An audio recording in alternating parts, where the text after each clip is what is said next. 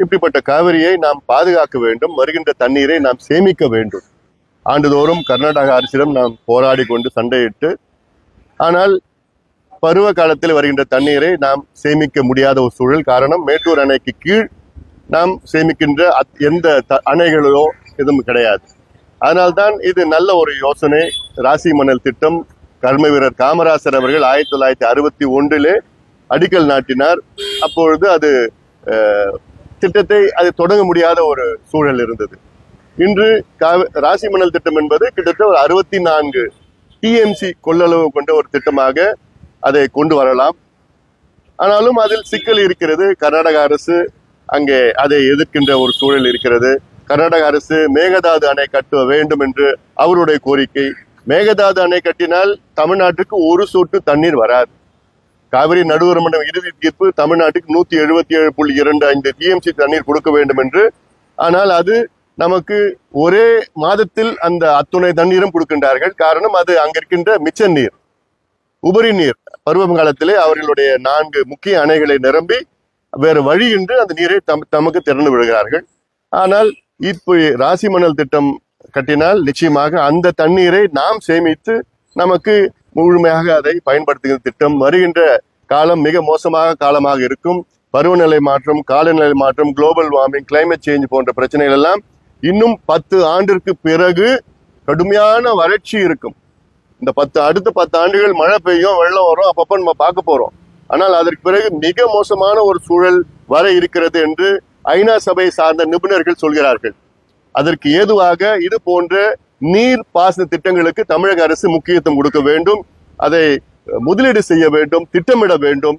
அங்கே கர்நாடக அரசிடம் பேச்சுவார்த்தை நடத்துங்கள், பேசுங்கள். பேசி அதை சுமூகமான முறையிலே அதை தீர்த்து தமிழ்நாட்டின் விவசாயிகளுக்கு மட்டுமல்ல தமிழக மக்களுக்கு பயன்பெறுகின்ற இந்த ராசி மணல் திட்டத்தை தமிழக அரசு முதலமைச்சர் குறிப்பாக கொண்டு வர வேண்டும் என பாட்டாளி மக்கள் கட்சியினுடைய நிலைப்பாடு.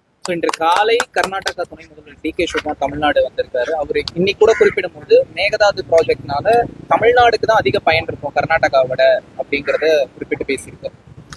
அப்படி அவர் சொல்றாருன்னா, முல்லை பெரியார் அணை 999 வருஷத்துக்கு தமிழ்நாட்டுக்கு லீஸ் கொடுத்த முல்லை பெரியார் போன்ற இது மேகதாது தமிழ்நாட்டுக்கு 999 வருஷம் லீஸ் கொடுக்கட்டும், எங்க கட்டுப்பாட்டுல இருக்கட்டும், நாங்களே அந்த அணையை ஆப்ரேட் பண்றோம்.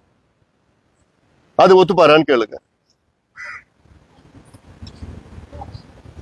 அது அப்போ நாங்க தண்ணி கொடுக்குறோம் கர்நாடகாவுக்கு. அதுல கர்நாடகா கேட்கறது 5 டிஎம்சி தான், நாங்க 20 டிஎம்சி கொடுக்குறோம்.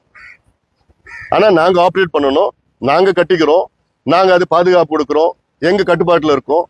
தண்ணி நாங்க கர்நாடகா கொடுக்குறோம். ஏன்னா கர்நாடக அரசை நம்ப முடியல.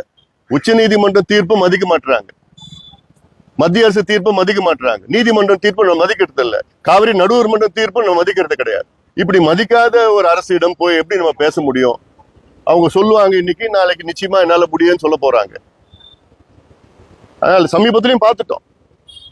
என்ன கேட்டோம், உச்ச நீதிமன்றம் சொல்றாங்க ஒரு வினாடிக்கு 11,500 கன அடி விடுங்கன்னு சொல்றாங்க.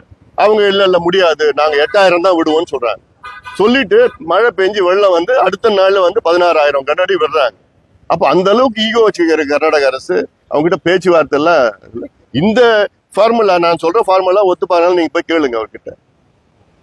ஆனாலும் ராசி மணல் தமிழ்நாட்டை சார்ந்தது. தமிழ்நாட்டுக்கு நம்ம என்ன, நமக்கு கடைமடையில இருக்கிறோம், கடைமடையில நமக்கு என்ன வேணா கட்டிட்டு போகலாம். அதுல ஒரு ஈகோட இருக்காங்க, பேச்சுவார்த்தைக்கு உடன்பட மாட்டேங்க. நீங்களே சொல்றீங்க தமிழக அரசு பேசினா மட்டும் அவங்க பேச்சுவார்த்தை பேசலன்னு தெரியணுங்க.